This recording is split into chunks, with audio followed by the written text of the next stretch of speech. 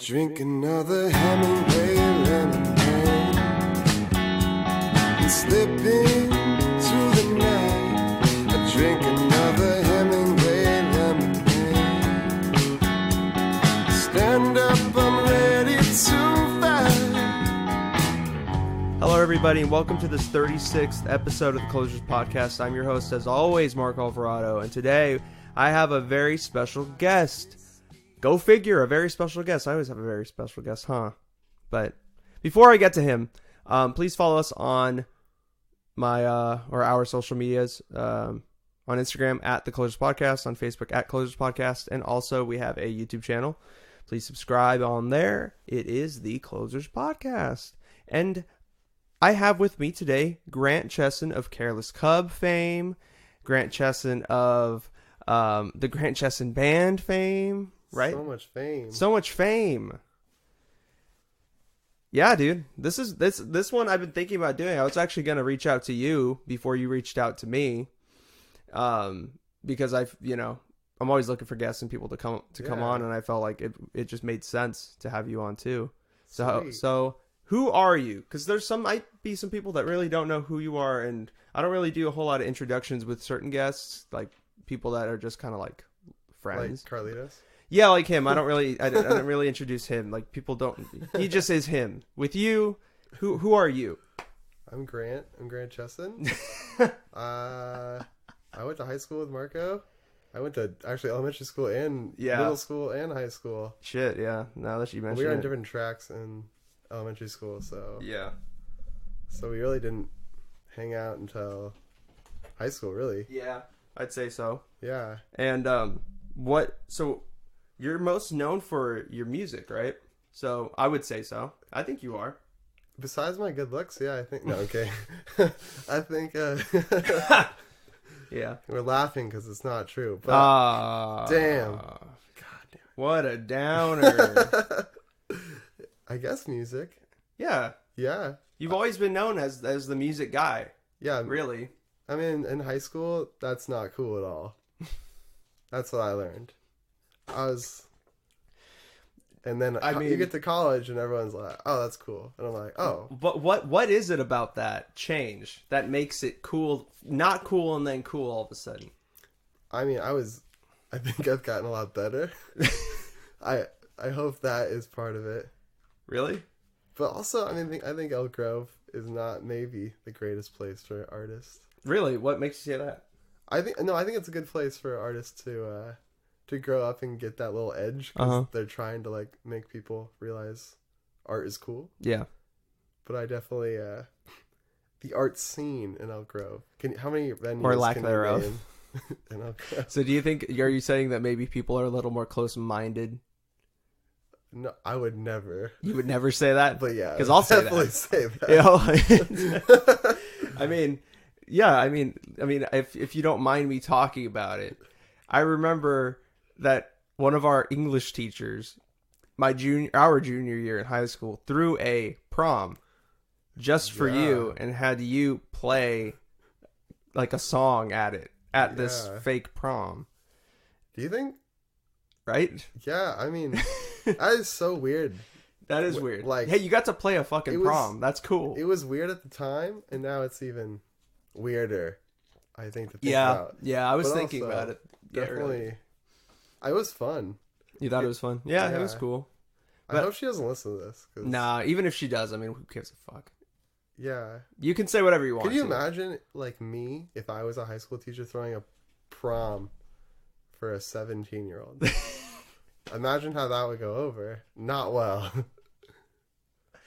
Yeah, when you put it that way, I think the gender dynamics within that whole, class really.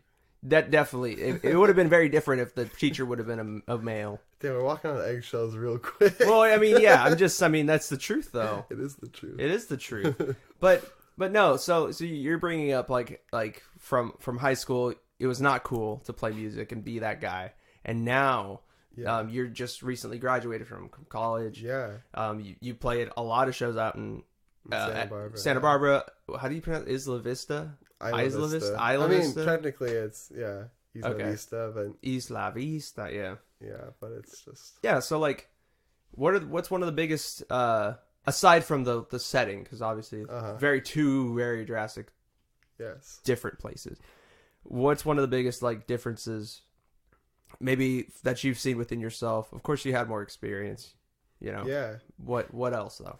I kind of like went through my like a mini music revolution, I think, in college. In high school, I listened to a lot of the same things I listened to when I was like 7. Oh, really? So yeah. Wow. I mean, I listened to things that were newer in high school, but I still would listen to, like, the Beatles, Marvin Gaye, The Temptations, like things my dad had going on in the car when I was a kid. And then, like, honestly, I don't like how much Spotify pays me. I wish it was more, but I will say, like, music streaming services. I mean, it's pretty crazy how they do tailor these playlists and things, and all of a sudden it's like my sophomore year of college, I was like, oh, whoa, there's so much more music out there. And I was just listening, writing songs and getting more inspiration. Yeah, exactly.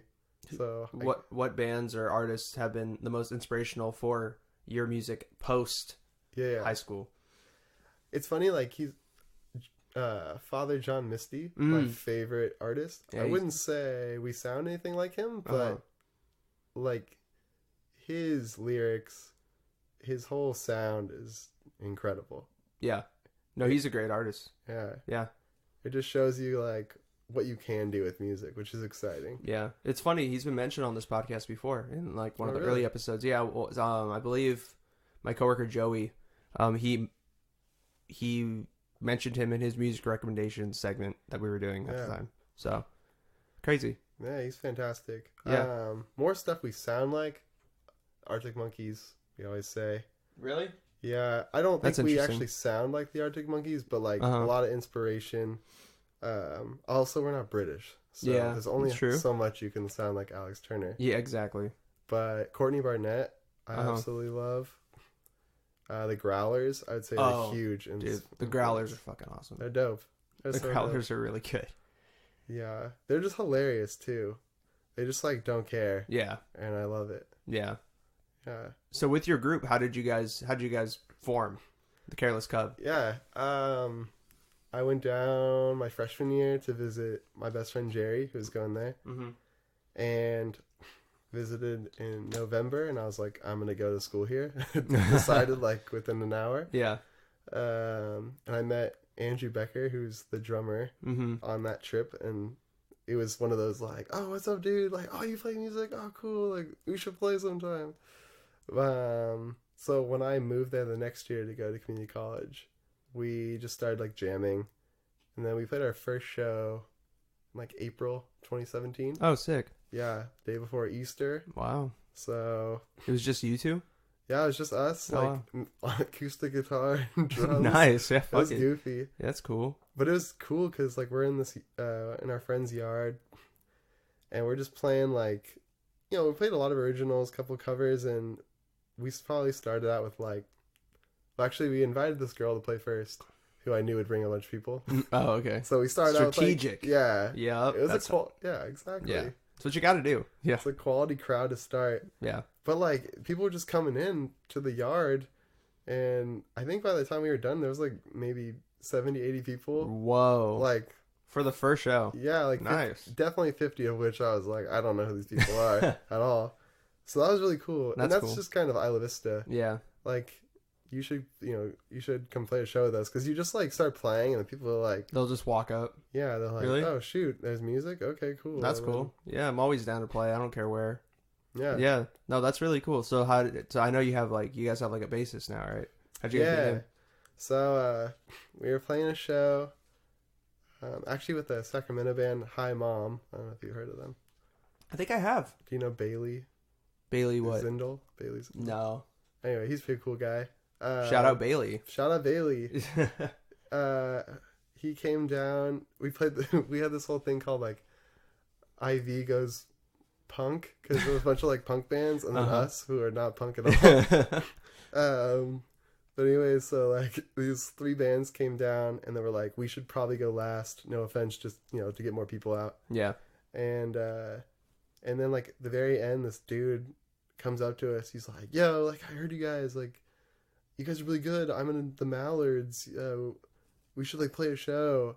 And then so like literally the next week we're playing a show at the Mallards with this guy who ends up being Ray Mullenkamp, our bassist now. Sick. And it was funny because like me and Andrew were like, we should probably just ask Ray to be in the band. Like we knew we needed a bass player. Yeah.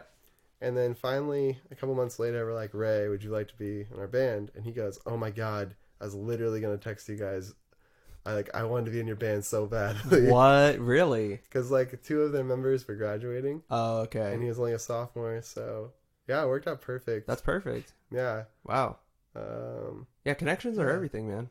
You know, it's and especially in IV when everyone lives within like a mile. Oh, if yeah. that. It was like I could so see that. easy. Yeah. So yeah, and then we actually now have a lead guitar player as well. Oh, Ethan really? Jones. He's only played a couple of shows with us so far, but when I move back down there in January, we're gonna get it all going. Sick. So You guys have any shows lined up for when you go back down in January? Or yeah, we have. You can, if you look on our website, carelesscub.com, get some dates. setting you up for those plugs. We're actually playing in San Francisco on the 28th. Where at? Honey Hive? Amnesia. Oh, you guys are playing at Amnesia? Yeah. Nice. Yeah. That's a sick place. I have not been there, but I'm excited. Really? No. Oh, it's a good Sweet. spot. It's a good spot. Yeah, I'm psyched. It's gonna be fun. Yeah. So it's just gonna be me and Ray, and then a substitute drummer actually. So Sub. Who's the sub? It looks like my friend Zach, who actually played drums on like my second EP as Grant Chesin. Oh. Those EPs I kind of would like to be forgotten forever. But really? Yeah. You don't like Taxi Cab anymore? No, actually, I don't hate Taxi Cab. I think Taxi Cab is actually hilariously kind of good. It's just when you've become a much better writer. Yeah. And you look back and you're just like, oh, jeez. I understand. Shout out Connor and Zach, though, for making those songs sound really good. Now, the quality of those songs, like mixing wise, yeah, for sure. Yeah. They killed it. Yeah. Yeah, Connor is in Me and You, right? Is Yes, that what it is? Exactly. Yeah. Shout out Me and You, local sax band. He produced Grant's first EP. And Carlos's EP. And Carlos's EP. Yeah. Yeah, Carlos. Yeah, that's a great EP too. Connor Hormel. Yep. The homie. And he played, what did he play? He played City of Trees a couple years ago, I believe. Yeah. No, they're killing it. Yeah. They're smart. Oh, yeah, I want to be as smart as them. Well, especially Carly. She's smart. She's smart. I've never met really Carly. She's dope. I think I was like in her presence that one time I saw your show at the Naked Lounge when that was still a thing. Oh yeah, in like high school. Ripped to the Naked Lounge. Yeah, how did you get and Luigi's Pizza? Yeah, Luigi's Pizza. In all these places. Yeah. How did you get shows at such a young age? I was in that Stairway to Stardom program. Oh, you were? Skips music. Oh, okay. Yeah, it was fun. We got really lucky. We won with my little band they put together, at the beginning. And I started taking singing lessons from the woman that ran it. Mm-hmm. And then I just met, a bunch of people through that. And then Naked Lounge and Luigi's were 2 of the only all ages places. Oh, okay. But they were awesome. And now they're just not a thing anymore, which is sad. Yeah, it sucks. I feel old when I say that. Isn't that? It's kind of weird. Yeah, I mean, not to shamelessly plug another one of our episodes, but me and Gavin just talked about things that have changed during the decade and venues within Sacramento. That's one of the things that definitely changed during the decade. Yeah, it's weird. Yeah. I was telling someone, I was oh yeah, I had a conversation with one of my childhood friends. And I was I don't think I'd have a full-on conversation with this person in 12 years. And I was that's crazy. I just said 12 years. Yeah. I'm 23 now. Dude. But it's weird to say that it was 12 years ago. Yeah, it's about to. Yeah, when you said I've been going to school, I went to elementary school with this guy. I was dude, that was that was almost close to 17 years ago. Right? From when we started. Yeah. Yeah. Jeez, what? Louise. Ugh, I hate that. Speaking of things that kind of trip you out, what are some of the themes of your music now as opposed to back when you, like, obviously when you first start, everyone, you know, has kind of like songs that are kind of maybe more juvenile, but what kind of themes are you trending towards now in your music? I definitely love writing about books I read now. Oh, okay. Which I think is actually more common than I realized. Like, I went to a show like where Destroy Boys and Dog Party both played. I don't know if you've heard of them. Oh, dude, yeah. Wait. Where was it at? Was it down south? Ace of Spades. This was a couple years ago. Oh, okay. Because I just saw them at Which one? Destroy Boys. Okay, yeah. I just saw them at Harlow's. That's why I was asking. They're dope, and they're getting huge. Yeah, I think it's the name. They have a great name. It is a great name. Yeah, I saw them in Dog Party at a show, and it was funny because they both were playing a song based on Brave New World, the book. Oh, really? Which is hilarious. And then like two of our most popular song, actually, Hemingway Lemonade. Yeah. Is like loosely based on our Ernest Hemingway book. So, and it's like, I don't know if people know that, but that's interesting. It's kind of like, it's, you know, this book written in 1926. Yeah. It's inspiring our music. So that's cool. Yeah, but books are, I mean, I love writing my books. I love, I've been writing kind of about traveling, so I've been doing a lot of traveling. Yeah, you have. I was just about to ask you that too. Yeah. So that's kind of cool. It's like, it's nice because people always like to make fun of you when they're like, oh, you went to Europe? Congratulations. You went to Costa Rica? But you're like, if I put in a song, then it's like art. So you're not just like flaunting the fact that you went to somewhere. With your travels overseas, you were there for a while, right? Yeah, I was there. I was in Europe for 2 months. 2 months. What was the biggest difference that you saw from America as opposed to Europe? I think, well, I mean, obviously, like the language barriers places. I guess that's the most obvious. Of course. The one that really, like, I loved was people are just really ingrained in their cultures there. And I don't know, I mean, I don't know if that's, like, necessarily like a good thing, bad thing, but it's just interesting because in the U.S., we're kind of this, like, mixed bag. And I like that, but it's cool to go to, like, Munich where they're like, we're actually kind of Bavarian first, and then we're German. And okay. You go to Italy, and it's like, you go to some fishing village that's been there for 800, 900 years, probably longer. You know, that's for, like, some of the buildings. I went to this, like, cool medieval church in Vernazza, like Cinque Terre, and it was, like, literally out of Game of Thrones. It was so cool. Really? And, yeah, I was like... Holy shit. Like, I went to some really cool-looking churches, but, like, I honestly think that was the coolest church I went to. Because it was just the most, like, real. You know, it really was like, this is what it was like. Yeah. They're not pulling any punches. Or, no, they are. I don't know. No, I know what you mean. Like there's no like fabricated. They're not like trying to make it seem like it's aged, like it actually is aged. That's how it is. Yeah, that's fucking cool. So like, what countries did you go to altogether? Depends if you count Scotland and Vatican City as countries. So if you do, it's 11. Wow. Yeah, I would count them as countries. Yeah, me too. Not? I mean, if you're like country bagging, you know, as people say, I'm gonna go with 11. Country bagging. Yeah. What a term. It's a kind of weird term. You always know you're about to meet someone really douchey on the trip when they're like, "Yeah, this is like my 35th country," and you're like, "Oh man, congratulations, dude, killed it." Yeah. That's funny because I'm actually gonna be living in Sweden for 6 months, starting in like January. Yeah, end of January. So, what is a piece of advice that you can give me and also everyone listening who may be going out of the country for a time at some point in their life? I didn't go to Sweden, but I assume it's similar to all the other countries. Yeah. Like, if you want to meet someone, just talk to them, because people are really cool, especially when you're traveling. Everyone, like, you'd think people would hate Americans, and like maybe they do, but they don't really treat you like that. They're like, everyone's like really interested in learning about each other's cultures. That's cool. And certain countries, but most of them, people actually like to use English because everyone's taught it most places, but they don't get a big chance to use it sometimes. Right. So like, I'm sure people will like love to talk to you in English, and it's really cool.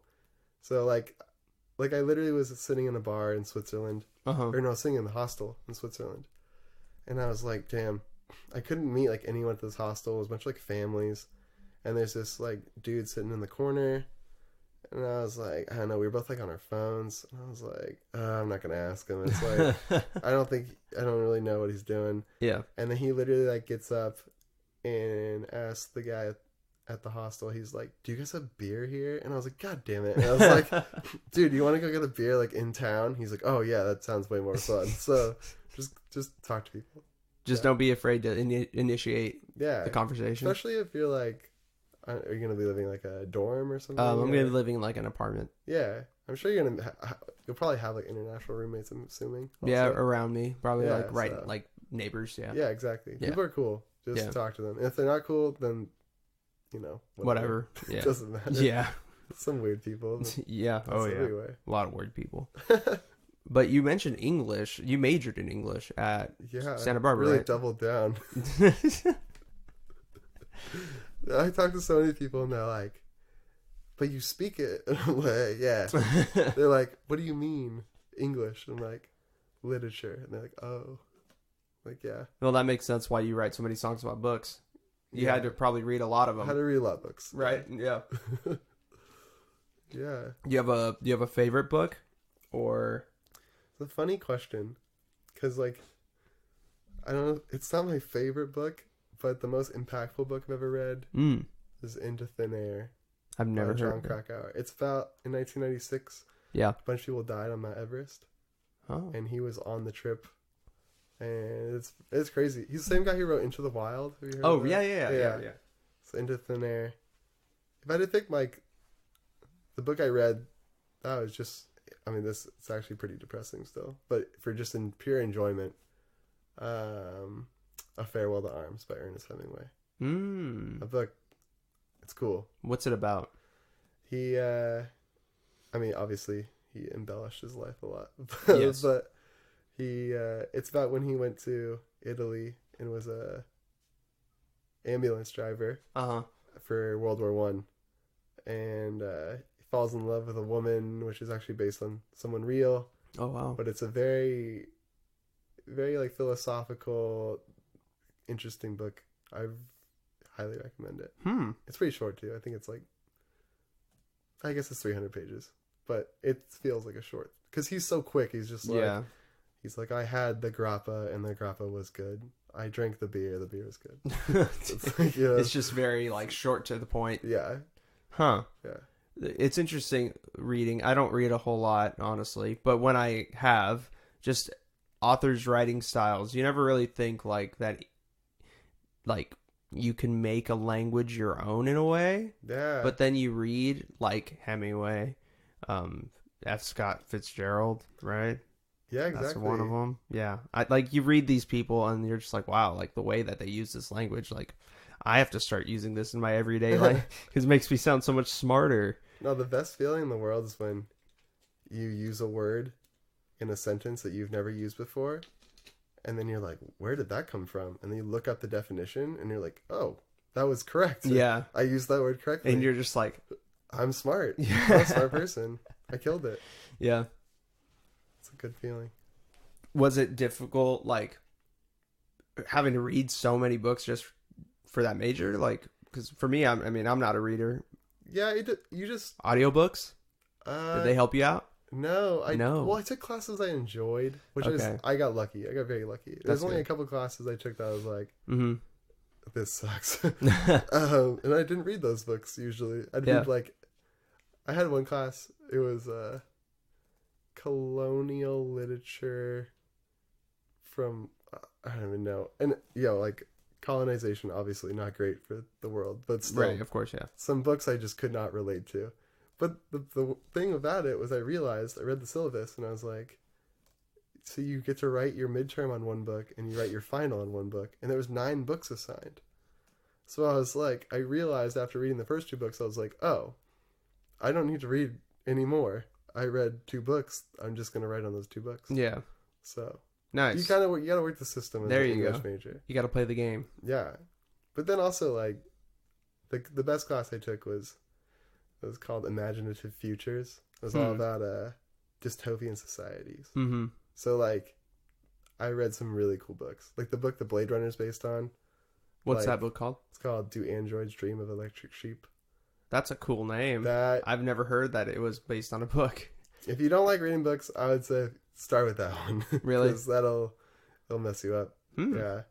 And it's not the same as Blade Runner, so you're not just like reading the movie. Yeah, exactly. That's cool. It's cool. When was it published? I believe like around 1955, 56. Oh, okay. So. All right. So it's an older book. He nails some stuff. It's crazy. Really? It's like, yeah. It's like The Simpsons before The Simpsons, how they predict everything that's going to happen. Philip K. Dick was really good at that. Some Nostradamus type shit. Yeah. That's cool. Yeah, he's cool. Man, I'm going to definitely have to listen back to this and like write down the names of all these because I will definitely forget. Or you're going to be like, that dude's a nerd. Jeez. No, never. With your English background now, your doubled down English background now, how has that influenced your songwriting other than just you writing songs just about referencing? Yeah. It's funny. It's weird with songs. I was listening to an interview with Paul Simon where he was talking about when he was writing maybe Mrs. Robinson, some famous song. I forgot which one. Mm-hmm. But he was talking about how it's weird how sometimes you write a song and then the meaning, you don't even realize it until after. So I think I'm kind of in that process where like, writing a song is actually, it's sort of like a puzzle where you're like, you get a line in your head, you rhyme the next line, you start to realize what is the song about, Yeah. You kind of write it, and then you try to make the chorus, and I mean, you write songs, you know the same thing. It's like, you're like, okay, how can I like hook the audience? So you kind of like, maybe you take the chorus and kind of add a little element that's going to take them on a ride. Right. But yeah, I think with the books, it's like, it's funny because the first song on our album is called Monterey Bay. Mm-hmm. And we recorded, I think it's like the best recording on the whole album. We were like psyched. And then like, it hasn't done quite as well as I thought it would. Oh. Which isn't a big deal. Yeah, I mean, inside I'm like, oh, damn it. But also, it's very specific to this John Steinbeck book. Yeah. So much so that I think people are like, what the fuck are you talking about? Like, like who's Mac and the boys? Why do they live? Like, Mac and the boys. Okay, I'm glad that you brought that up because I honestly was going to ask you about that. I heard Monterey Bay and I was just like, what? Who are Mac and the boys? Yeah. Are they some homies? It's from Cannery Row by John Steinbeck. Yeah, and I think it's just too specific. But the whole meaning behind it was very much like, I felt like the Flophouse Palace, which it's actually called the Palace Flophouse in the book, but Isla Vista is just kind of like a flop house in the fact that like it's just kind of dirty and people are just like staying at each other's houses and it's kind of crazy, but it's a lot of fun and there's a lot of camaraderie and you're like, we all know this is like kind of like the landlords are taking advantage of us, but also I can run to the beach in less than a minute. Yeah. So and it's like worth it. And we're in it together type thing. Yeah. Yeah. And then Palace is like literally we lived at the Pasado Palace. The street is called Pasado, and then our neighbors, we like shared a building, but our neighbors had like a pool, and it's like the only pool in IV that's not the excursion house or part of like a apartment building. Oh wow! So like people would just come through. Yeah, if you say like, "Oh, I live at the Palace," people are like, "Oh, not everyone, obviously, but." People in the know, they're like, dang. So you were in it then. I like to think I was, but also, you gotta embellish a little bit. Sure. I mean, if you do live at a place called the Palace, though, My brother came down. He's like, stop fucking calling it the Palace. And I was like, that's what they call it. He's like, not everything's a palace here. It all kind of is just dirty and gross. And I was like, yeah, well, still. I mean, it's a subjective palace, okay? There we go. Thank you. Like for you, it is your palace. To others, it is considered a palace. Yes. To outsiders, outside of that little sphere, it's just a dirty place. But look, to you, it's your palace. Yes, I respect that. Thank you. Yeah, of course. Switching gears slightly, just because I know that this is something very dear to your heart, and I want to talk about it. My mom? No. Well, I mean... God damn. No. She's a lovely lady, but no, I was not going to talk about that.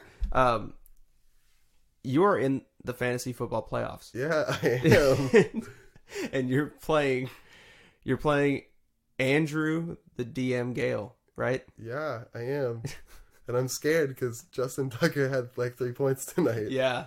Oofed. How does he have 3 points when Lamar Jackson scored like 5 touchdowns? Hey, the good thing is I have Lamar Jackson in my other league. There you go. I'm in the playoffs there, but really could have used some more Justin Tucker. So, yeah, I think apparently going to Europe and looking at fantasy football a lot less apparently makes you a lot better. Just not even really trying as much as in the past. Yeah. It also helps that you're up right when the waivers go through. Oh. So you realize the people have dropped. I will say I think that is also helpful when you're up at what would be 1 a.m. here. That's interesting. 1 a.m. there is like 10 or 11. Yeah. So then you're just like, oh, let's just look. Oh, why did Marco drop this person? Oh, he needs to make space. Well, they're really good. So now they're on my team. Dang. You were just you were a fantasy vulture then. Yeah. That's crazy. Well, how is that experience though when you're overseas trying to watch American football? Not great. I can imagine. It's a lot on your phone, hoping Buff Streams works. I think I just outed myself that I do illegal streaming, but dude, like, and it's hilarious because you'll be sitting like at your hostel. I had this happen twice where like I'm sitting on the ground at my hostel because I have to like plug my phone in to keep it charging. My iPhone is a 6S and just sucks now. Yikes! And so I'm like sitting there, and then twice I had American girls walk into who I had not met yet. So they walk into the room and they're like, and I'm like, oh geez, you look real creepy, just like sitting here. They're just like kind of watching your phone. And I was just like, sorry, like I didn't want to watch football. And they're like, oh, who's playing? And I was like, oh, dope. So yeah. You were able to make friends that way. That's cool. Exactly. I think I went to like 2 bars that were playing it. Oh really? But they play it over there. That's very interesting. It depends where you are. Like the more touristy spots, I'm assuming, would have it on. Yeah.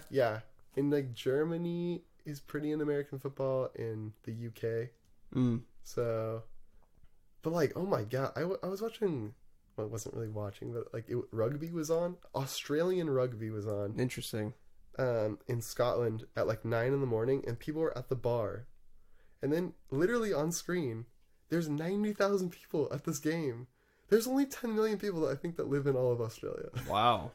And it was like the whoever versus the whoever. And they're just looking at this like, it looks like the Michigan Stadium. And you're just like, Jesus Christ. Like, so Australians go hard for their rugby. Dude, yeah, I believe it, man. Rugby's crazy. I didn't even know they had like a World Cup of rugby, but I guess they do too. They have that. That's what I didn't even know. That Matt Damon movie. Oh, Invictus or something? Oh, okay. I thought that was soccer, but I guess it's not. I was talking to this Australian guy, and I kept going like, explain to me some like parts of rugby, or like I was having him explain it, and then I was like, like, do you watch rugby a lot? And he's like, I watch rugby league, and I was like, yeah, rugby, and he's like, rugby league, and I was like, is there a difference? And he's like, yeah, fuck rugby. And I was like, rugby league. And I was like, what? And I don't think that's a very good Australian accent. It sounds more UK. That's still hella funny. But I was just like, what the? Okay, I stopped asking questions because I was like, I don't. You're not explaining anything to me. Yeah. He was very passionate though. Huh. He also told me he knew someone who could get me cocaine. So, oh, nice. You know, I definitely took him up on that. Oh, of course you did. Of course you did. Because that's what I do. If we know anything about Grant, he is definitely the first one in line at the bathroom stall. That's cool though. Yeah. I'm what I've been hearing is that the NFL fan base in Europe is slowly expanding. More people are watching it. So the craziest thing was how many people watch basketball. Oh, that shit was crazy. Like, I was talking to these two Australian guys, and I was like, Ben Simmons, you know, and they were just like, and I thought they'd be like, they'd know who that was. I was like, trying to throw out my like Patty Mills, whatever, Patty Mills, like my Australian players, yeah, and they're like, yeah, dude, like we were watching the Sixers game last night, and I was like, what? You're watching the Six? Why? Like, and then this girl I met who was American was from Milwaukee, and she's like, I got there, and they're like, where are you from? She's like, I'm from Milwaukee. And all these French guys were like, do you watch Giannis? And she's like, yeah, I worked at a restaurant like Giannis would come into all the time. And apparently they think she's like the coolest person ever because she's like met Giannis. Wow. And I was like, why the fuck do these French guys care about? That is true. But also cool, I guess Tony Parker maybe? Tony Parker. I don't know, like, yeah. It just seems random. Dude, that is crazy. She said they stay up till like 4 a.m. to watch NBA basketball games. That's crazy. Yeah. Oh my god. It's goofy. I like that though. Like, that's really cool. That makes me kind of excited to go over there. I can talk about my Celtics with people over there. Yeah, no, that's got insane. beat by Joel Embiid tonight, big time. Oh, did they? I'm sorry to break it to you. Oh yeah, I didn't pay attention to the game. I was watching Lamar Jackson go off. Yeah, he was going off. Yeah. Man, you're a Kings fan, right? Oh, big time. Big time? How do you feel about the season? Rashawn Holmes. My boy. Rashawn Holmes. They squeaked out another victory last night, right? They're like the Giants in 2010, where they just like freak you out at the end. And then they like somehow win. But then like Bulls at home are like, nah, we don't need to win. Oh, yeah. We'll just play really bad against one of the worst teams. Yeah. Sounds like my Oakland Raiders. Yikes. In a way. Yikes. Maybe not that Can Josh bad. Jacobs please be healthy this week? I know, yeah, right? Please, last game at Oakland Coliseum, just win this one. Please. I got another question for you, Grant. Yeah. Speaking of football, you were once a Washington Redskins fan. I was once. What happened? Well, a couple things. First off, I hate saying that out loud. It's rough. Yeah. They should definitely change the name. Yes. It's time. Like, it's just so beyond time. And then also, like, it's like if you're a Knicks fan, like James Dolan, you're sitting there with Rob Schneider. Where's Dan Schneider? Dan Snyder. There it is. Rob Schneider. Dude, Rob Schneider would probably be a better. I know, right? At this point, he would be such a better owner of a franchise.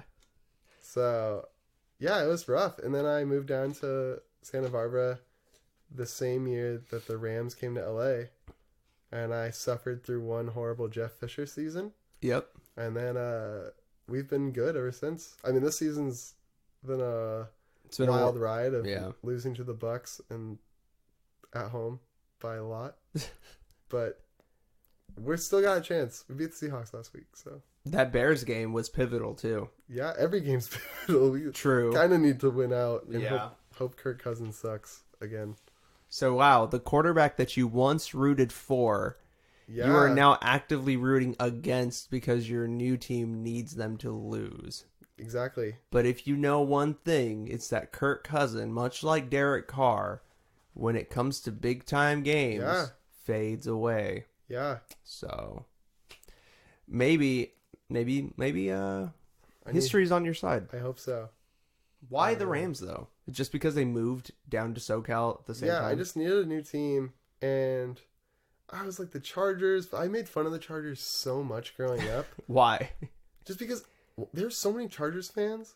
Like, not really? now. Oh. But there used to be. Really? Especially like Daniel Winfield was a big Chargers fan. But like a bunch of people I went to church with as a kid were Chargers fans, and I was just like, I don't get it. It's just because I love Damian Tomlinson. Yeah, I guess so. I mean, they were fun to watch when we were like 7. Yeah. Like the Kings. Yeah. But, yeah. And Rivers was still good at the time. Exactly. And now I feel like I've definitely made the right choice. If those were my two options, yeah. But you had so many more options. I did have a lot of options, but I wanted to be close to my team. You could have been close to your team. And right? I also didn't want to pick a team that was good. I wanted to start, as Drake would say, I wanted to start at the bottom. You could have picked the Raiders. We sucked at the time. I think I made fun of the Raiders a lot more than I made fun of the Chargers. So. Did you, though? In my head, at least. Oh, okay.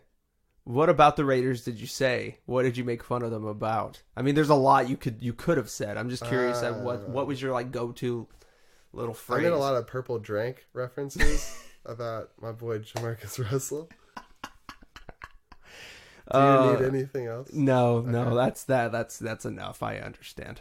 God, that was such a bad pick. Every time I had Sprite as a kid, I'm pretty sure we made as a kid. We made Purple Drink references. As a kid, not even like okay, middle school, but like we were young when Jamarcus Russell was on. Oh yeah, but like I didn't know what the fuck Purple Drink was when I was like, when was he drafted in like 2007? That was a long time ago. I don't know. I was like 10. You knew what Purple Drink was when you were 10? My dad told me. Your dad? What? I mean, they kept talking about it on ESPN too. Did they? I had no idea. I had no clue. Damn. That's hella funny though. So you had Purple Drink when you were 10? No, I didn't have it. No. I'd drink Sprite and we'd like make jokes. Like, oh, we're Jamarcus Russell. You'd pour like grape juice in your freaking Sprite, pretend. Yeah. That's hella funny. It's a bad look now, but dang. Yeah. No, I mean, no, it's just it's a different time. Look. Those were like the Cold War era. That was like the Cold War era of our time, in a way. Yes. Jamarcus Russell. That is the worst thing has happened to us. Yes. No. It definitely. Yeah. At least to me personally, that was horrible. Ruined my life for about a decade.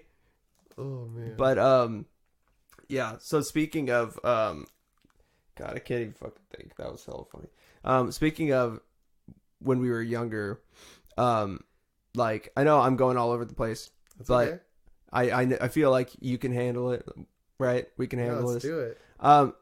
When did you like start playing the guitar and like singing? Started playing guitar seriously in like middle school. I had like tried a couple times and then I like wouldn't practice. My parents would get mad. Oh, so they wanted you to play? Well, I wanted to play. Oh. Then I wouldn't want to, and then it would just be like a battle. It wasn't until middle school I was finally like, oh, I like this. Yeah, we should do this.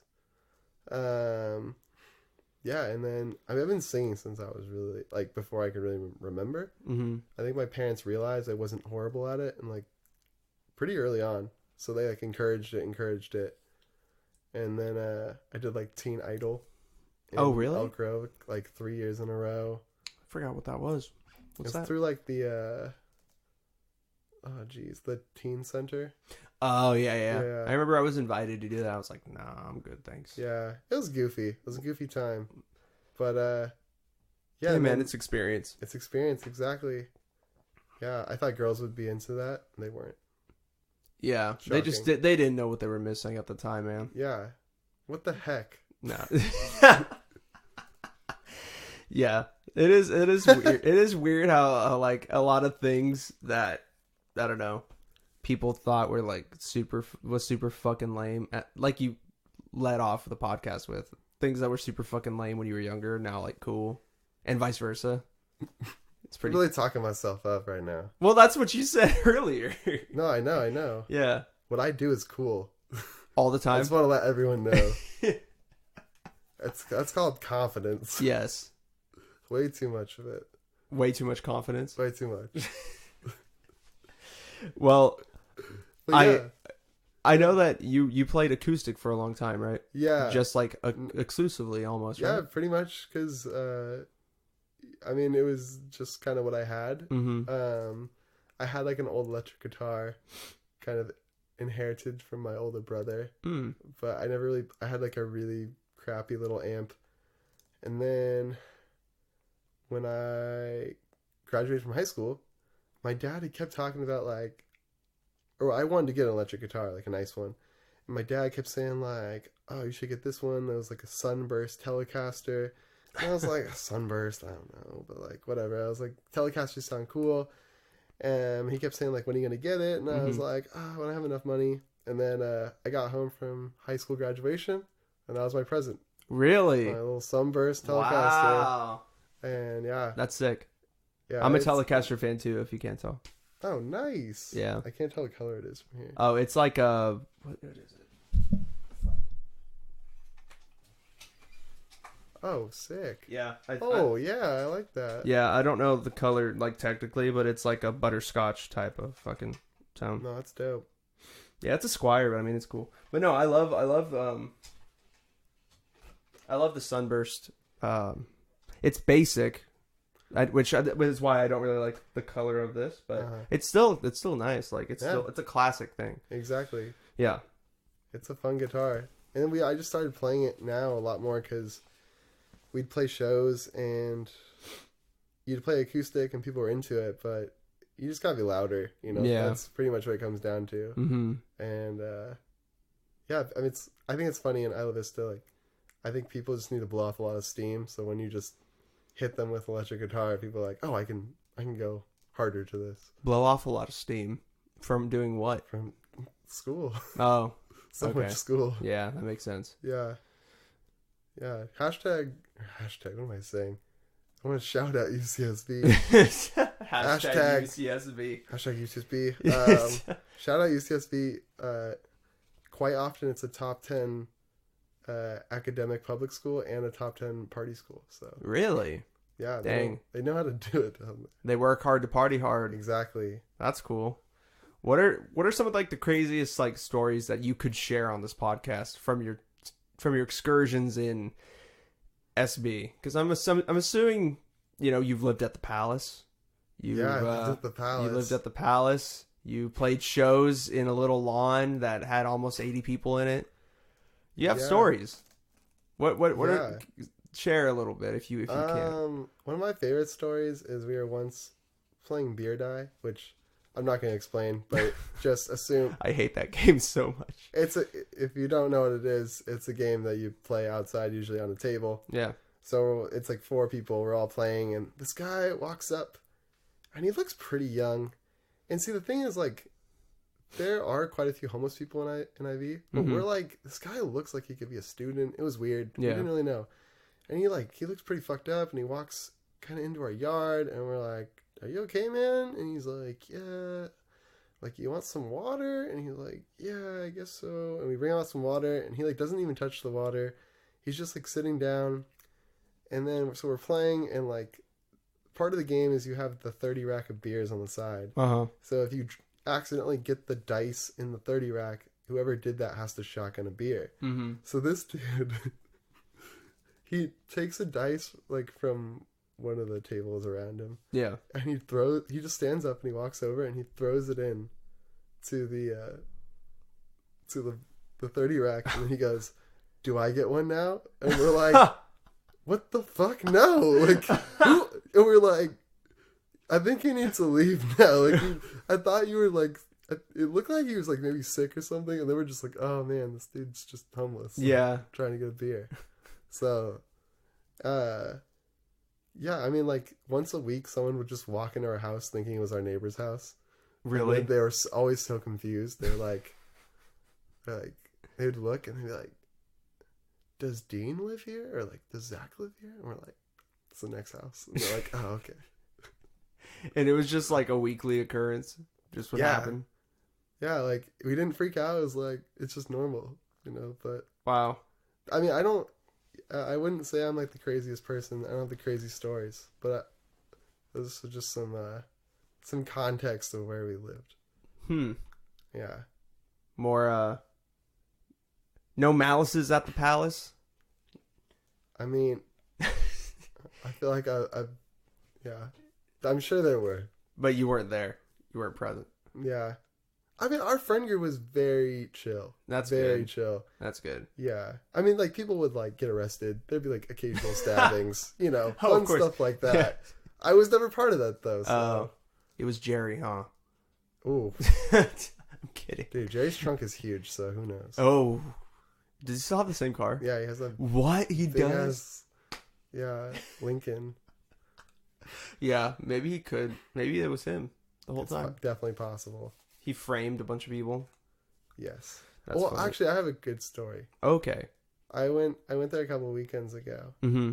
to play a couple shows, and we were playing Beer Die in this big yard, my bass player's yard, and there's all these people, and we're like, what the fuck is going on? They're like, there's like 50, 60 people, and they're like on teams, and they're like, and I realized they're all there's like 5 or 6 teams doing the Great American Challenge. Whoa. And That's there intense. are guys literally just like throwing up on the fence and then going back and smoking more weed and then throwing up again and then shotgunning a beer, and like, it was crazy. That's horrible. And there was a team of like 8 guys. I think you did it in like 40 minutes. I'm not joking. It was unreal. Oh my god. For those who do not know what the Great American Challenge is, would you like to explain that? I think I know most of the elements. It's like 2 large pizzas. Yeah. Well, I think you do that last, actually. So I think you have to finish a 5th of any alcohol you want, but hard alcohol. Right. It can't be like Malibu. It's got to be like 40%. So like whiskey, vodka, whatever. Between however many people. I think they had 8 people. You got to finish a 5th. You have to finish a 30 rack of 12-ounce beers. You have to finish an 1/8 of a gram of weed, I think. Yeah. Right there, horrible combination. Oh yeah, no. Bad combination. Yeah. All 3 of those things. Then, after that, I hope I'm not missing anything. You have to eat, I think, 2 large pizzas between everyone. Oh my god. And then you have to finish a puzzle at the very end. Okay, that's the funniest part to me is the puzzle.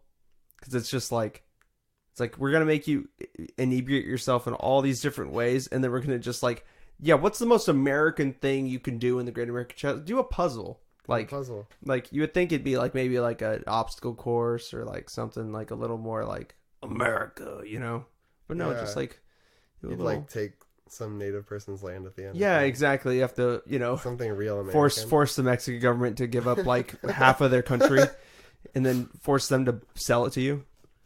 Yeah, stuff like that. But no. Just do a puzzle. Force someone to foreclose on their house. Yeah, force someone to foreclose on their house. Yeah. Or you know what? Go door to door and like get old people to sign their like retirements away to you. Yes. Yeah. And that would be the true American the Great Bernie Madoff Challenge. Yeah, that's what we should call it. The Great Bernie Madoff Challenge. Man. Yeah, that's funny. It's a puzzle. Like what? Yeah, I don't know. Yeah, that's weird. But impressive. I want to give props to that team of those dudes. That is crazy. Yeah, I've never seen anybody attempt to do that, and I have no desire to attempt it myself. But yeah, I occasionally like people would be like, "Yo, you want to do the Great American Challenge?" And I was like, "It sounds fun, but like it sounds fun for like 3 seconds." Yeah, and then you imagine yourself, even if like you're just in charge of like one thing, like no, even the easiest thing. If people were like, "Yo, dude, like everyone's gonna be fucked up. You got to eat a whole pizza," I'd be like, "That's still gonna hurt my stomach." Yeah, I eat an entire pizza. I'm not the kind of guy. I'm not 6'5". Like, yeah, I can't eat a whole pizza. Yeah, I'd have to like not eat for an entire like day and a half. Yeah, starve myself just to eat that entire pizza. So, yeah, I don't think I'd find a lot of enjoyment in it, but I do find enjoyment in watch people do it and then watch people throw up. I used to think that was gross, but there's certain situations where it's hilarious. Yeah. And that is one where you're just like, oh man, these guys are just going all out for pretty much no reason. But also, maybe that's the best reason. I feel like that's the whole college experience, though. Yeah. People are going all out for no reason. They're trying, either you're going all out partying for no reason, you're going all out with your academics, you're just like hunkering down trying to finish in like 2.5 years. For why? Like, just to become an adult and like get a job? Yeah. Like, what's the reason? It's gotta have a healthy balance. Yeah. It's funny. But I feel like, because I know that like you, as like I did, went to a community college first, right? And, yes, I did. Yeah. So did that help you in any way, like kind of figure out what you wanted to do? Because obviously you figured out where you wanted to go, but... Yeah. I mean, I definitely think like there's something about going to college all 4 years that's or like going away, to university. I think that's kind of priceless. I mean, I definitely think college should be way cheaper, if not free. Oh, of course. But still, there's like a priceless element to it. But I don't have any regrets. I think going to community college made me much more motivated. Mm-hmm. And yeah, I was like, after my year in Elk Grove, I was like, all right, like, I'm ready to get this show on the road. Yeah. I went to SBCC and then transferred. Yeah, it's like, and everyone's situation is different. That's something in Europe you'll probably notice when you talk to people. Like, that's the whole, like, going to school for 4 years, like, right after high school is way less common. People, like, some people don't go to school. Some people take, like, a gap year. And I feel like in the U.S. it's way more common just to go, like, straight 4 years, hunker down. And it's like, I think it's because we lose our healthcare at 26, which sucks. True. Thanks, Obama. Yeah. Yeah. Kidding. Want to get real political on this podcast? We can, if you want to. No, we don't have to. I want to, but I don't know. You can. If I'm the Look, Max Thogmartin.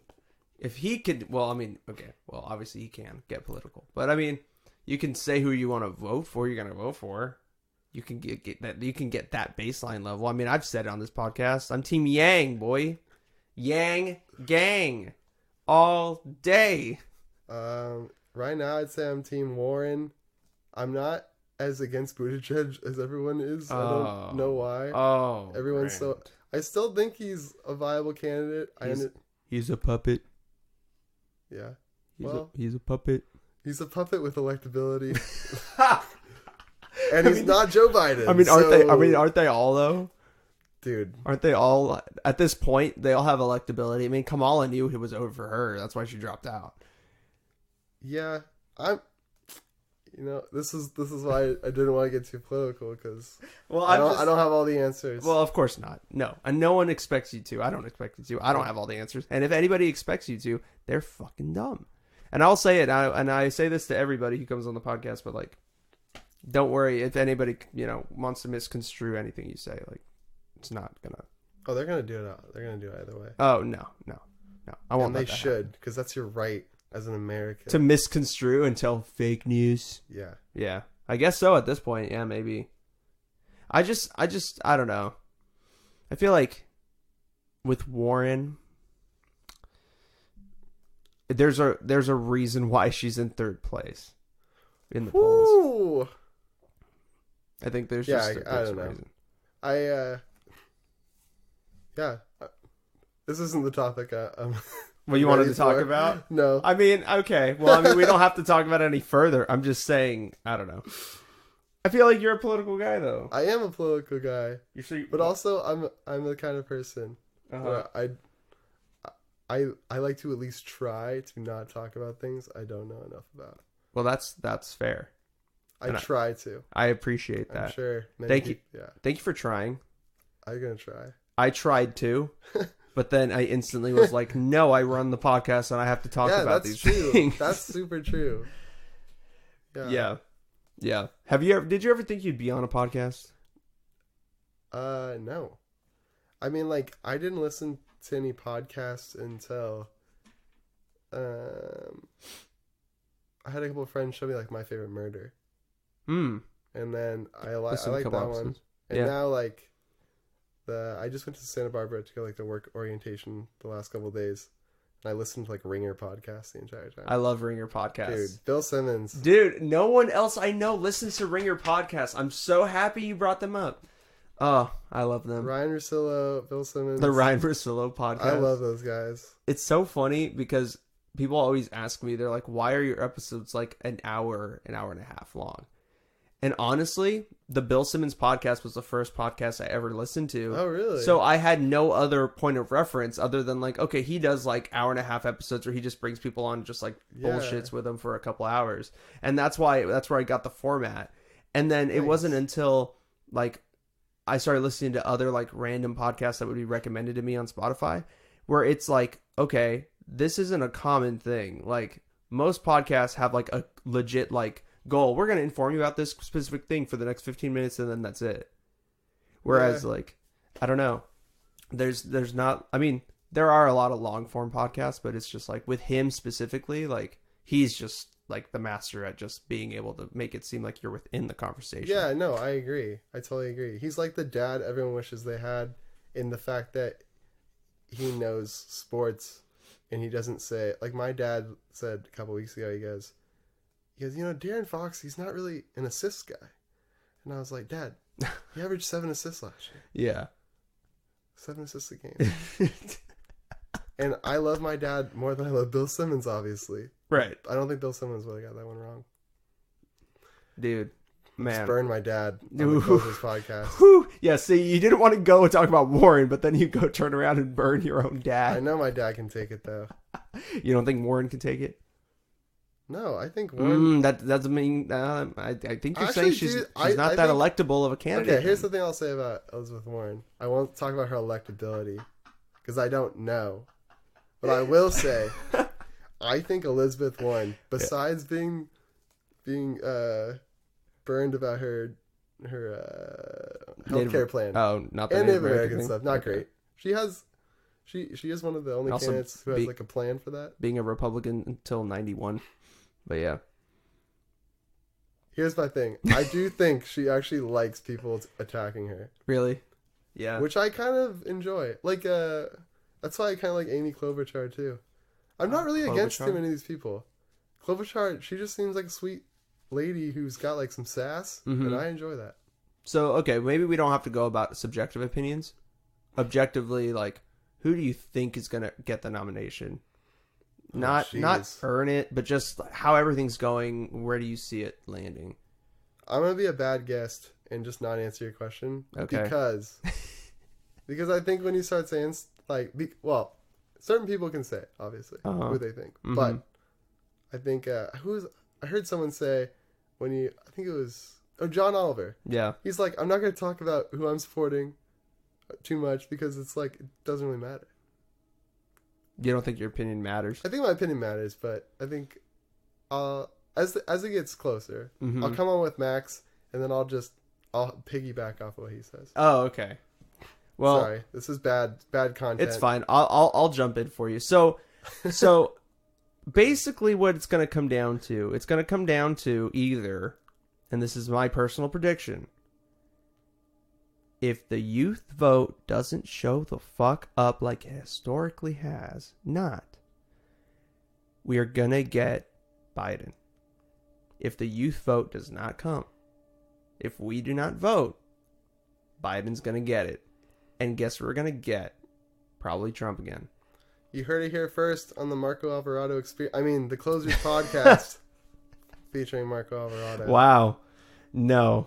Yeah, definitely not the Marco Alvarado experience. Jesus. But yeah, no, if the youth vote comes around, I think what's it called? I think Bernie would get it. It'll be tight between Warren and Bernie, but I think Bernie would get it in the end. But that's just my gut feeling. That's what I have deep down.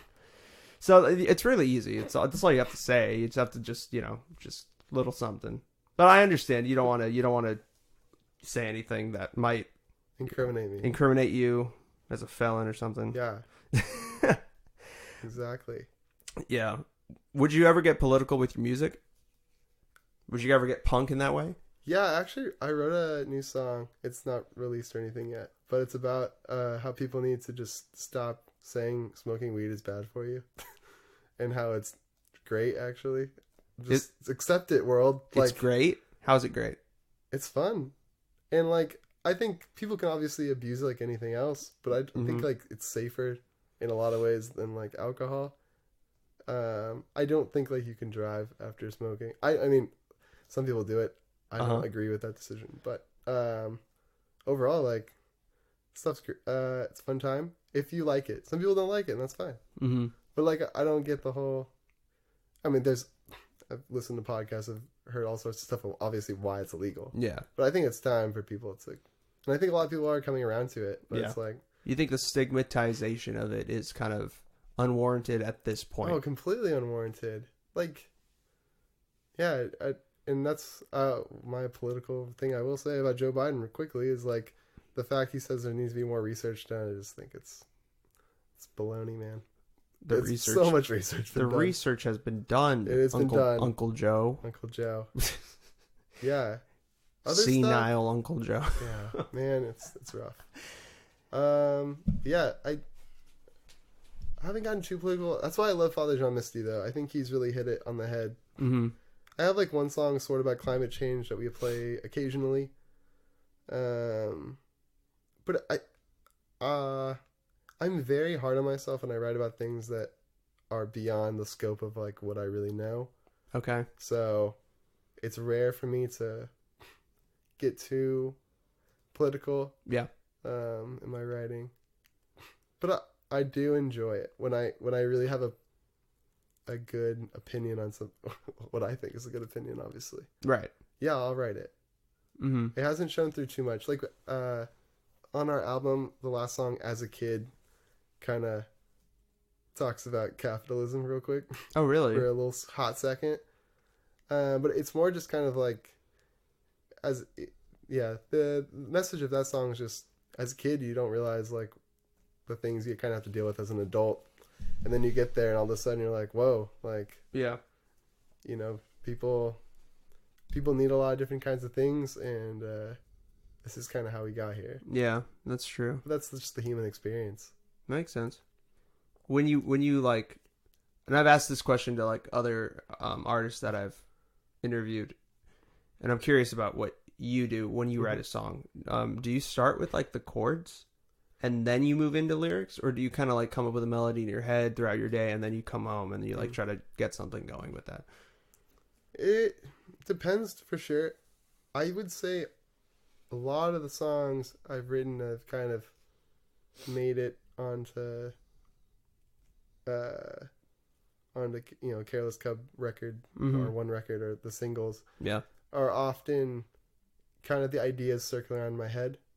A lot of times I write a song when I get like a first lyric that'll kind of circulate.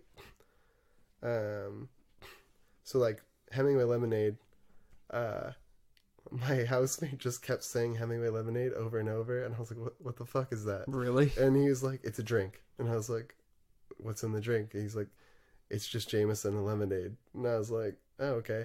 And he just kept saying it. And I was like, that's actually like kind of a goofy thing to like put in a song. Yeah. And so I wrote that, just like, I drink another Hemingway. And I was like, oh, that sounds nice. It kind of flows. Interesting. Yeah. Yeah, like same thing with like Monterey Bay. Like I went whale watching in Monterey. That's cool. Yeah, I actually thought it was gonna be really lame. Uh-huh. My mom, it was for my birthday. My mom goes, she goes, we're gonna go whale watching for your birthday. And I was like, oh, I thought it was my birthday, so not really want to do that. Yeah. And then she's like, no, we're gonna do it. And I was like, okay, whatever. And it's like, we're on the boat. Yeah. Going out, and I'm like, guys, like, over under half a whale. Are we gonna see half, like over under? And everyone's like, Grant, just like have a good time. Turns out to be the coolest thing I've ever done. We straight up saw like killer whales hunting sea lions. It was dope. That's crazy. It was like Planet Earth. Wow. But in real life. How close were you? I mean, I could have easily thrown a baseball at these whales. Really? Not that I would ever do that. Man. That's how close. Man, you heard it here first. Grant Chesin throws baseball at killer whale. No, I'm just kidding. Yeah. Dang, that's crazy. Even the people who were running the tour were like taking pictures. They were like, "This is insane." They're like, "This is never. They've never gotten this close before." Yeah, exactly. Wow, it was dope. See, they knew it was your birthday, Grant. They knew. So the first line, like we swam like seals of Monterey Bay, away from killer whales who see us as prey. Which it's a goofy line, but I guess it came right from that song, or That's right cool. from that experience. That's cool though. You write like straight, like I like the narrativeness of the newer songs like from Careless Cub as opposed to like your like solo EP stuff. I enjoy the stories within it. Like I think that's one of the biggest things I've noticed, and I just want to commend you for that. Like that's really cool. Thanks, man. Yeah. Yeah, I love writing. One thing I do when I write a song is I always think like, would someone give a shit about this? And and I don't think every artist needs to do that. Mm-hmm. Definitely not. Yeah. But that's just something I enjoy. I enjoy kind of manipulating the audience into like, what are they gonna like, and how can I make them like it? To a certain extent, because obviously I want to write about what I want to write about. Yeah. But I like to throw little things in there that just kind of make the audience go like, oh, well, that was interesting. And I think we've been somewhat successful at that, hopefully. Yeah, you guys definitely have. Are there any other, singles? Is there an EP on the way? Any new music that you would like to hint at? Oh, maybe? we're going to be recording soon. A couple of singles. Well, one for sure the band's been pretty excited about. It's a new song called Highway 1. Ooh. About, you'll never guess what it's about. The 101? The one. This is Highway 1. Oh, I thought it was about the 5. I see what you did there. I'm kidding. Damn, I missed the... Well, thank you for having me on. It's the Highway 1. Yeah, that's cool. Did you go on a trip I did go on a trip. You went on a trip? Yeah, so that's what the song is about. I'm super excited. It's I love the Eagles. Oh. I absolutely love the Eagles. I love Ventura Highway. Kidding. Damn. I'm kidding. Yo, I like that song too. That is America's cool. America. That's a great song. Yeah, dude. America, Sister Golden Hair. Mm-hmm. Fantastic song. Yes. But yeah, I love the Eagles, and I've always kind of wanted to write my own Eagle-esque song. Oh, okay. So Highway 1 will definitely be the next single we have. It might be a while, because I think the plan with these next couple songs we record is to kind of do some hopefully some kind of cool music videos along with them, and really kind of like present them as much more professional than we have before. Mm-hmm. Yeah, so I'm super excited for what we're doing soon. But yeah, that's what's coming, I guess. It might be a while though. We got songs on the what's it called? The spoon. On the Spotify, the Apple Music. Check them out. Careless Cub. Yeah. It's exciting stuff. Yeah, that sounds exciting, dude. Can I guess what the music video is going to be comprised of? Yeah, go for it. Okay, so I'm picturing you driving a car down Highway 1. Damn. With the guys, with the band in the passenger seat. You guys are chilling. Yeah, that's kind of the thought for it. Really? You killed it. I mean, the coolest thing, buddy. I think and obviously we'll see when this happens, but the greatest thing about Highway 1 and Big Sur and all that is I don't think you really need to put us in the video too much, because that's one of the most beautiful places on earth. I agree. So I agree. I think people will just enjoy the scenery. Highway 1. Yeah, that's true. If you haven't been to Big Sur, if you're listening right now, this is like the biggest. I actually haven't. You haven't? I've been on Highway 1, but not that. It's the biggest hidden gem. Because my parents never took me on Highway 1 either. Big Sur area. Yeah. Obviously, Highway 1 goes for a long time. Yeah. But yeah, I didn't do that until March or April. Oh, really? This past? Yeah. Wow. And it just blew my mind. And I was like, I've lived in California my entire life. How have I never done this? It is insane. Wow, what's so great about Big Sur? I'm sorry. No, it's just gorgeous. It literally, the ocean just hits mountains. There's no in between. Oh, okay. You're just driving on these cliffs, and it'll blow your mind. Wow. You hear that? It'll blow your mind. It's gonna blow your mind, people. I need to go. That sounds fucking sweet. I love that area. I love Bodega Bay and over there. I love that whole area, North Bay stuff. Yeah. But I haven't been to Big Sur. Yeah, just you go to San Francisco all the time, so. Yeah, that's true. Just head down, you just go south of Monterey, and then you can just stay at my place when I live in Santa Barbara. Just drive all the way down. Sick. Blow your mind. Yeah, I would love to. Do it. We're getting close to time. Okay. But this is a sweet question. Oh. That you can maybe turn into a lot of different ways. You make it negative, you make it positive. Interesting. You've been away from your hometown for a while. Yes. I don't know exactly how long, but it's been over a couple years. And what have you learned ever since you've been away from your time here? Do you appreciate this place more, less? Same. I still love coming home. Like I mean, obviously my parents, my little brother still lives here, my dogs, my friends. It's because there's such like a connection. Obviously, just like my childhood here, and I really appreciate that. It's great. Like, I usually for like the last 3 years when I was away, I would come home like probably for like a week during the summer, maybe like for spring break, and then for Christmas time or like and Thanksgiving. So probably 4 times a year. Right.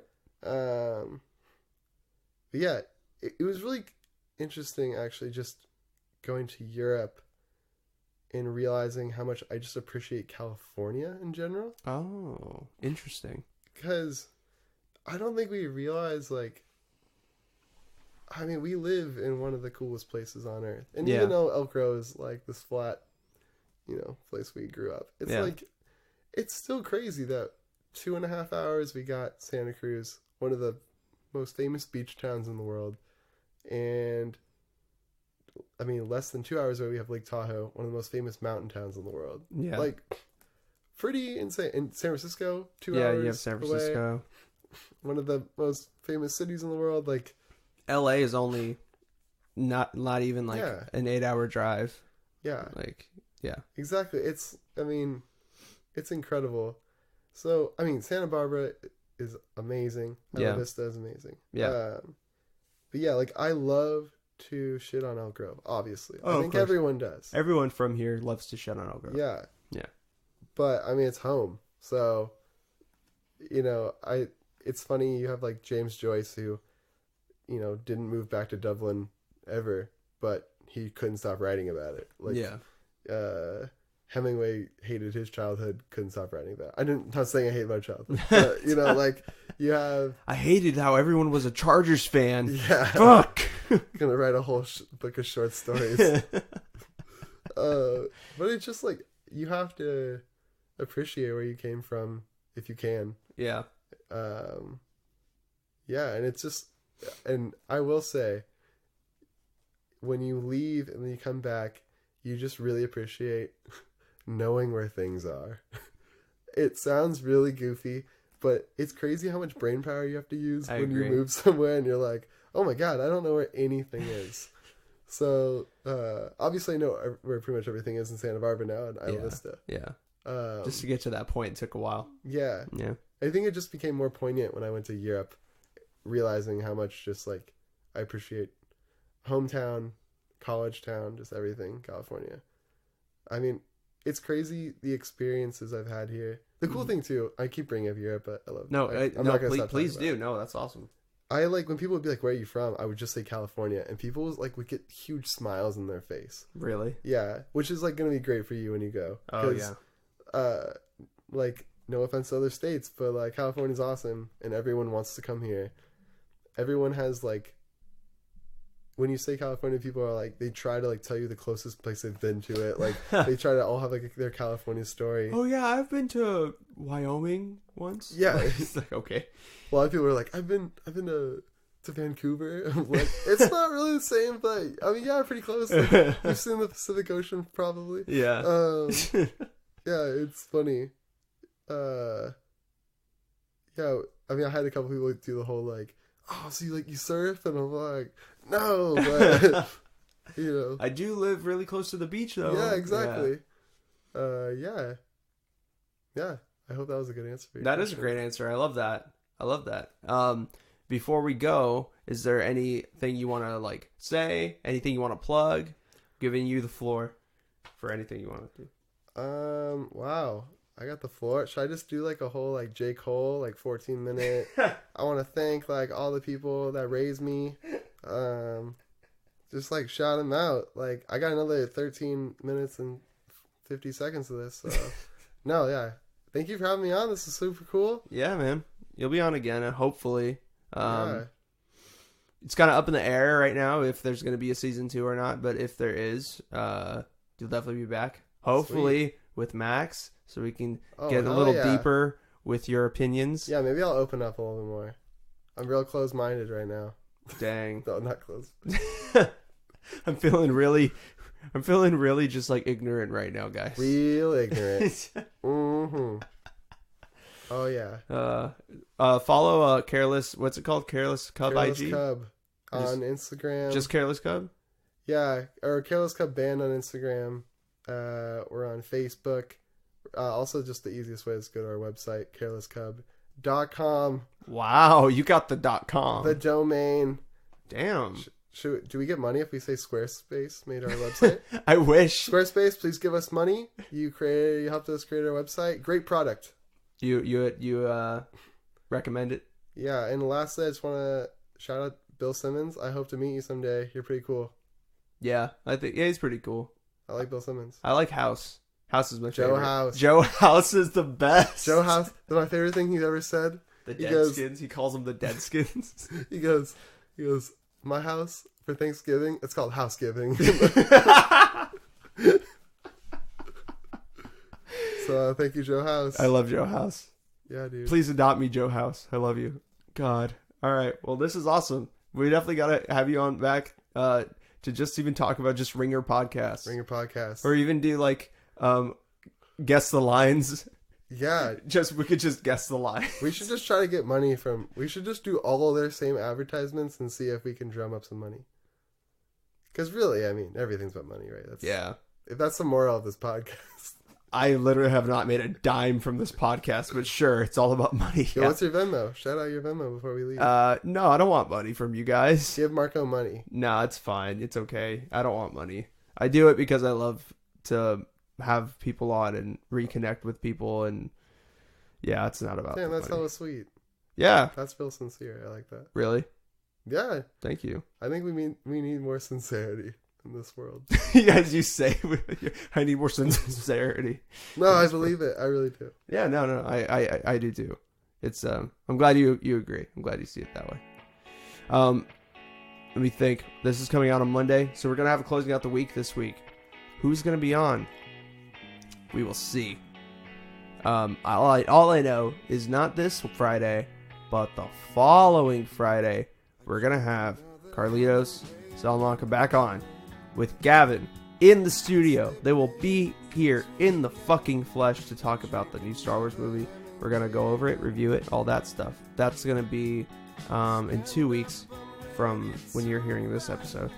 But for this upcoming Friday, I don't know who's gonna be on that. We will see. I will get somebody good. Baby Yoda. I will get Baby Yoda. Oh. He can't talk, so no one. Dear Baby Yoda. Have you seen that? The Ringer. Okay, I'm going to show you that before you leave. Okay. All right. Well, thank you guys. Please follow Careless Cub Band on Instagram and tell them that you heard them. You heard them from the podcast. That'd be cool if you haven't already. Sweet. Yeah. All right. Thanks, Grant. Thanks, man.